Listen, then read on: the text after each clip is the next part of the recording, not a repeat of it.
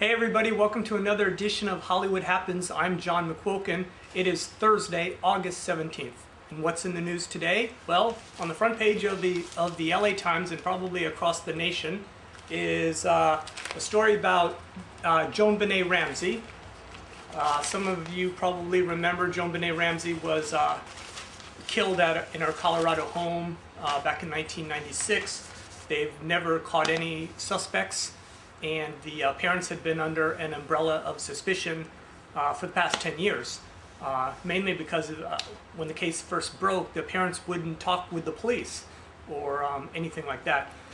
So anyways, Patsy Ramsey, Jonbenet's mother, died this past June of ovarian cancer, and the case still hadn't been solved.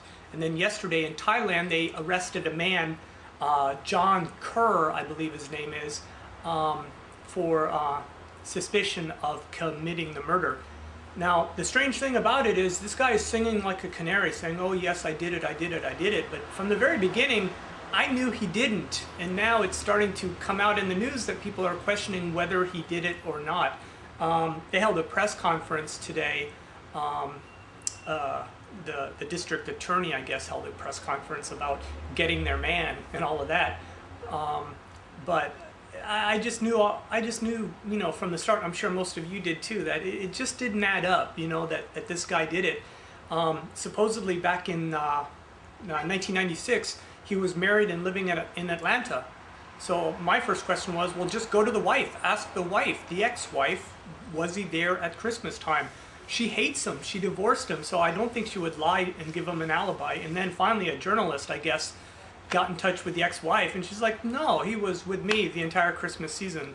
So I guess this guy is just, you know, a little off his rocker. I'm not saying he's a sane guy, but I don't think he committed this murder at all. So that's all we have to say on the Jonbenet Ramsey case, right? Now let's move on to something else. The National Enquirer. This is this past week, so I think the new one just came out today or whatever. Stories about Tom Cruise's baby possibly being disfigured, and that's why we haven't seen Tom's baby. Shuri is the name. I really don't care about that, do you? And the other big story in here is Kirstie Alley is on an eating binge again. You know, they'll just do anything to this woman just to make a story, but you know what? She's lost a lot of weight, and she looks pretty good for the amount of weight she lost, and she does have to eat sooner or later. And then the other story, next to Kirstie Alley, there's a picture down here in the bottom of Julia Roberts at a Ralph's supermarket in Venice Beach, California, and they're just showing that Julia shops smart and healthy, and then in the photo next to her is Kirstie Alley at a supermarket, and she has like 30 bags of food. She was at a Ralph's also, and she has like 30 bags of food that she's buying. That doesn't tell me anything. Julia, you need to eat, especially if you got those two babies. A couple other things were in here. Oh yeah, there's a big story on Mel Gibson in the Inquirer, and I've worked with Mel Gibson before, but I won't say anything about him at this time because I don't like to kick him in while he's down. I just hope he gets the help that he needs, and maybe in another episode maybe we'll talk about Mel Gibson. And then the other story, it looks like there's a picture in here of Britney Spears. Check it out, folks. Okay, can you see her? Okay, she's pregnant. There's her belly.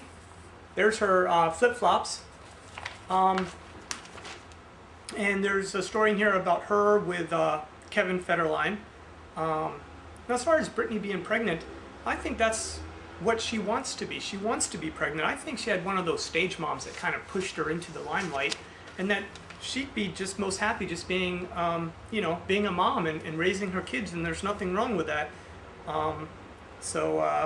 But I don't think her career will ever come back now after this, you know, and I don't think she really wants it to. I think she just wants to be a stay-at-home mom.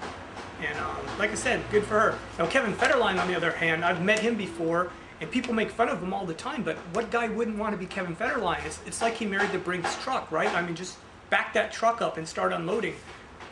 He's always out partying and stuff like that, but you got to remember, he's a young guy, and young people party, you know.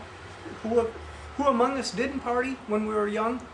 So And like I said, I've met him before. He's a nice guy, and he's not stuck up or anything, but he really doesn't have a reason to be stuck up, though, does he?